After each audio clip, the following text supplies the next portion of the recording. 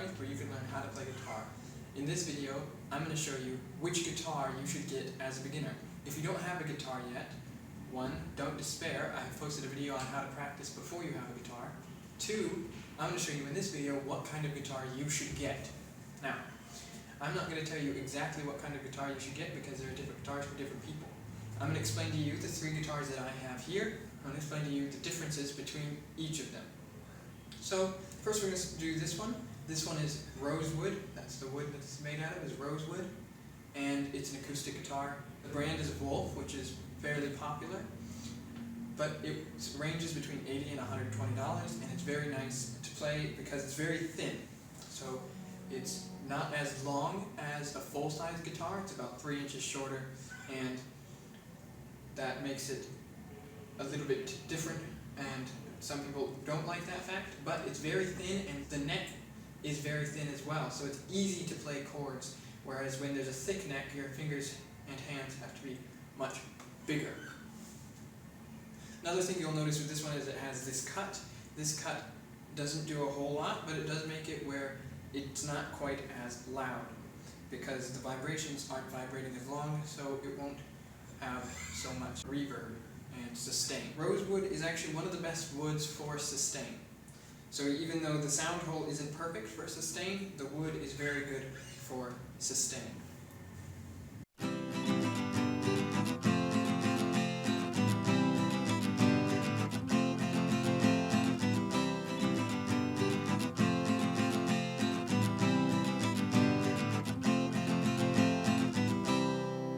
Now we're going to move on to our second guitar. This one doesn't have a really well-known brand name. I don't even know if the brand name is in here, but it is what we call a classical guitar. So the classical guitar is lesser known. Most people think they're just acoustic and electric, but a classical guitar is technically a third section. The biggest differences in classical guitars are, 1, the tuning pegs are all facing like this, so that when you tune it, all of them do the exact same thing. On an acoustic guitar, the 3 strings on this side, the tuning pegs do something different than on this side, because of how it's stringed up here. Another major difference is that the strings are further apart. Some beginners like this because you don't have to be as precise when you're pressing down strings. With an acoustic guitar, you could accidentally press down 2 strings. So some beginners prefer the thought of being able to be less precise and like the classical guitars better for this reason. Now, I'll give you a couple reasons I don't like the classical guitars as much. 1 is there are certain chords that you have to press down more than 1 string. So for example, bar chords. This is an F, and this chord is more difficult on this guitar than it is on one of those guitars because the strings are further apart. We have to cover so many strings. Another thing that I don't really like about this guitar, I think this is true about all classical guitars, is that the back is very thick. So it's not very efficient for playing chords. However, you can play fingerstyle or something like that on this, and it sounds fairly nice. You can have any strings on any guitar, but for this guitar there are nylon strings on it, which don't sound as good to me, and I'll make a video about strings next week and explain the difference between the strings and what strings you should have, etc. Now this guitar is even smaller than that guitar because it's a classical guitar, and the wood is wood that I don't even know because there's a black coating on this. The wood is very thin, and then there's a black coat which is probably paint. And the reason most people don't like that is because it muffles the sound and kind of distorts the sound of the guitar a little bit, and it's not as loud. The thing about this guitar is the strings make more noise than the music is making.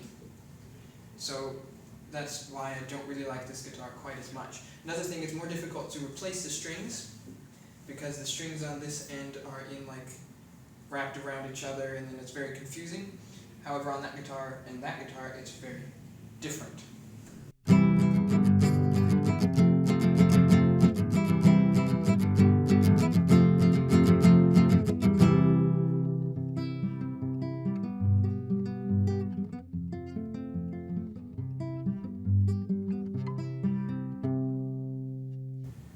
This is the third guitar. This guitar is in between those 2 guitars as far as the thickness of the neck. And I actually really like the feel of this guitar. It's very sturdy. This guitar is Fender.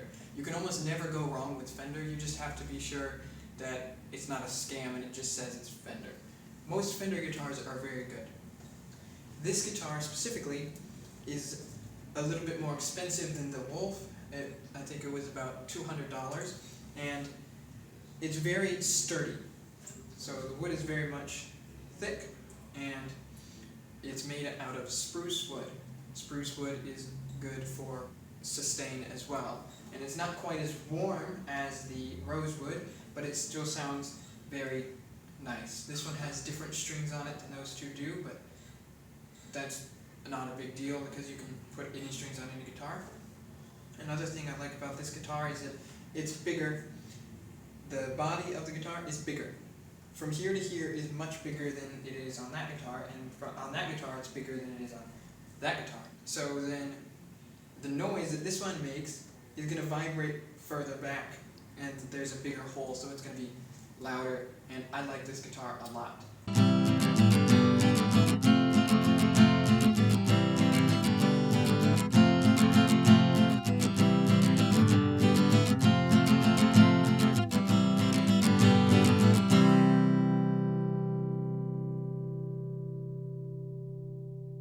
Now, which guitar do I like best is the Wolf guitar, because that's the one that's mine, that's the one I use most often, and I'm just comfortable with it. However, many people would prefer this one over that one. So which one should you buy?